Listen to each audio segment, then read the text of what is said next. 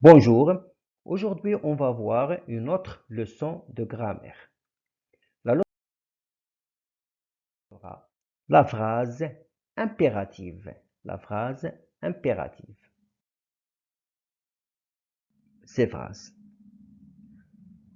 Empruntez le passage pour piétons qu'on va traverser. Respectons le code de la route. Ne traversez pas quand le feu est vert.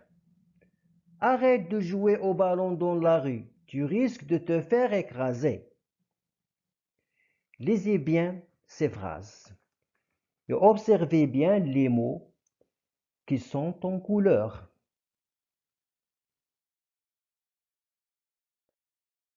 J'observe et je découvre. Que conseille-t-on aux piétons? On leur conseille d'emprunter le passage pour piétons quand ils traversent. Que doit-on respecter? On doit respecter le code de la route. Pourquoi conseille-t-on à la personne d'arrêter de jouer au ballon dans la rue? Car il risque de se faire écraser. Par quel signe de ponctuation ces phrases se terminent-elles? On constate que ces phrases se terminent par un point final ou un point d'exclamation.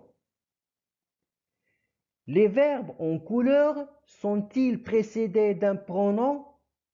Emprunter, respectons, traverser, arrête.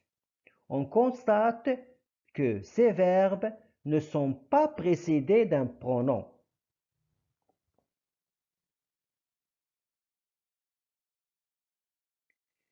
Quel pronom peux-tu mettre devant ces verbes? On peut mettre vous, nous, vous, tu, d'après les phrases. Quelle phrase exprime un ordre? Donc la phrase D exprime un ordre.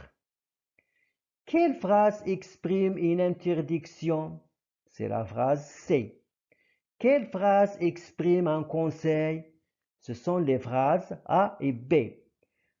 Donc, qu'est-ce qu'on constate? On constate que ces phrases peuvent exprimer soit un ordre, soit une interdiction, soit un conseil.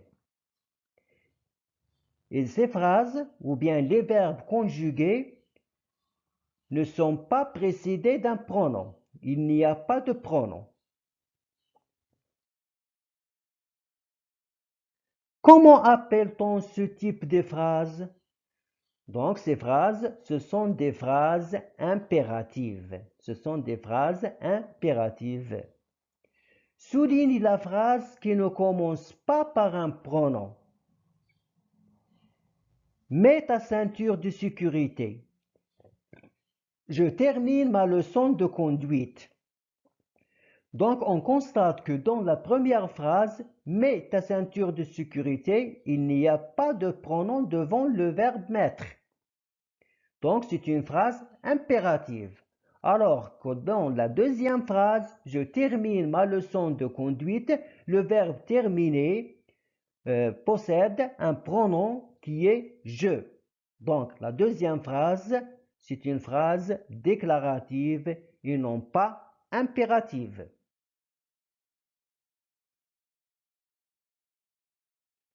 Je retiens. La phrase impérative exprime un ordre ou un conseil. À la forme négative, elle exprime une interdiction.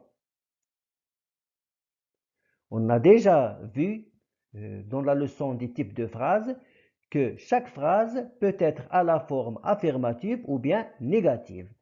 Donc, parmi les types de phrases, il y a la phrase impérative. Donc, lorsque la phrase impérative est à la forme affirmative, il exprime soit un ordre, soit un conseil. Alors, quand cette phrase est à la forme négative, elle exprime une interdiction. La phrase impérative est construite souvent autour d'un verbe conjugué à l'impératif. La phrase impérative se termine par un point ou par un point d'exclamation. Regardez bien ces phrases. Écoutons bien notre professeur. Écoutons bien notre professeur. C'est une phrase impérative qui exprime un conseil. Ne parlez pas pendant le cours. C'est une phrase impérative à la forme négative. Alors, elle exprime une interdiction. Viens ici immédiatement. Donc, c'est une phrase impérative qui exprime un ordre. Merci bien et bonne chance.